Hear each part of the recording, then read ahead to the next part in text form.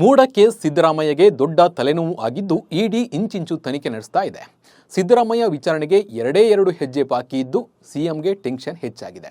ಲೋಕಾಯುಕ್ತ ತನಿಖೆ ಎದುರಿಸಿರುವ ಸಿಎಂಗೆ ಇಡಿ ವಿಚಾರಣೆ ಅಷ್ಟು ಸುಲಭವಿಲ್ಲ. ಹೀಗಾಗಿ ಶೀಘ್ರದಲ್ಲೇ ವಿಚಾರಣೆ ನಡೆಸುವ ಸಾಧ್ಯತೆ ಇದೆ. ಹಾಗಿದ್ರೆ ಸಿಎಂರನ್ನ ಯಾವಾಗ ವಿಚಾರಣೆ ಮಾಡ್ತಾರೆ, ಎಲ್ಲಿ ಮಾಡ್ತಾರೆ, ಯಾರೆಲ್ಲ ವಿಚಾರಣೆ ನಡೆಸ್ತಾರೆ ಅನ್ನೋದನ್ನ ನೋಡೋಣ ಬನ್ನಿ.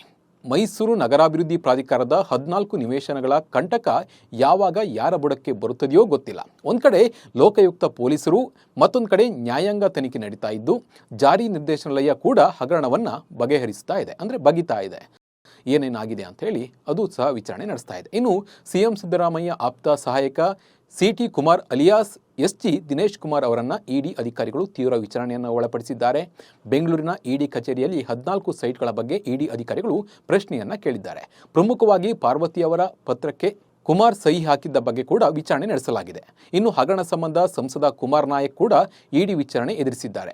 ಮೈಸೂರು ಜಿಲ್ಲಾಧಿಕಾರಿಯಾಗಿದ್ದ ಕುಮಾರ್ ನಾಯಕ್ ಸದ್ಯ ರಾಯಚೂರು ಕಾಂಗ್ರೆಸ್ ಸಂಸದರಾಗಿದ್ದಾರೆ. ಈ ಹಿಂದೆ ಮೈಸೂರಿನ ಲೋಕ ವಿಚಾರಣೆ ಎದುರಿಸಿದ್ದ ಕುಮಾರ್ ನಾಯಕ್ ಈಗ ಶಾಂತಿನಗರದ ಇಡಿ ಕಚೇರಿಯಲ್ಲಿ ತಮ್ಮ ವಿಚಾರಣೆಯನ್ನು ನಡೆಸಿದ್ದಾರೆ. ಹಾಗೆ ಮುಖ್ಯಮಂತ್ರಿ ಸಿದ್ದರಾಮಯ್ಯ ಅವರ ಪರಮಾಪ್ತ ಮತ್ತು ಮೂಡ ಮಾಜಿ ಅಧ್ಯಕ್ಷ ಮರಿಗೌಡ ಮತ್ತು ಮಾಜಿ ತಹಶೀಲ್ದಾರ್ ಮಾಳಿಗೆ ಶಂಕರ್ ಅವರ ತೀವ್ರ ವಿಚಾರಣೆ ಕೂಡ ನಡೆಸಿದ್ದಾರೆ. ಸುಮಾರು 8 ಗಂಟೆಗಿಂತಲೂ ಹೆಚ್ಚು ಕಾಲ ಇವರ ವಿಚಾರಣೆಯನ್ನು ಇಡಿ ಅಧಿಕಾರಿಗಳು ನಡೆಸಿದ್ದಾರೆ. ಇನ್ನು ನಿವೇಶನ ಹಂಚಿಕೆ ಕುರಿತು ಮಾಹಿತಿಯನ್ನು ಇವರಿಂದ ಪಡೆದಿದ್ದಾರೆ. ಸಿಎಂ ವಿಚಾರಣೆಗೆ 2 ಹೆಜ್ಜೆ ಬಾಕಿ.